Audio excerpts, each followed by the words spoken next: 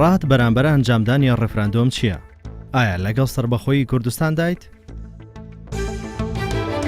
بەڵێ بۆ ڕێفراندۆم من ناوم دلاوەر ئەحمەدە خەدان شوانی شاری هەولێرم لە هەولێر دادەنیشم طبعاً لە بۆ ڕێفراندۆم دەڕیم بەڵێ ئێمە پێویستە وەکو هەموو میلەتێکی دنیا ببینە خاوەن وڵات خاوەن دەوڵەت تکا دەکەم لەو لایەنەی کە ئێمە دژی ڕێفراندۆمین ئەوەی بخەنە لایەشتر با ئێمە ڕێفراندۆم بکەین با بینە وڵات ئەو کار دەتوانین کێشەی خۆمانە ناو خۆمان هەموو شتێک چارەسەر بکرێتن تکا دەکەم لە هەموو برادێک لە هەموو دۆستێک لە هەموو خەلکی کوردستانی بەشەڕ بکە لەگەڵ ڕێفراندۆم بن برێن بەڵێ کوردستان وڵاتێک شرینە بۆی ڕێفراندۆمێ دەوێ ئەم نەفەکنە لە مەلەتی و لە یێن هەش کوردستانی ناکێت gelek başa ji bo dewleta Kurdistanê em hemî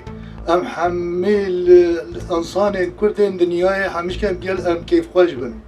Ji bo referandumê îşillah serkeftin bê û pêşdevîn bê û bê jî Kurdistan.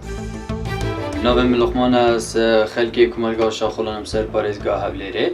Rêya min beramber referandumê ew e ku dê gelê Kurdistanê azad bîtin ji bindestiyê û ji vê needaliyeta lê têde kirin layet Iraqê ve ku beşekeş Iraqê heta nûkawekî herêmek tête nasandin.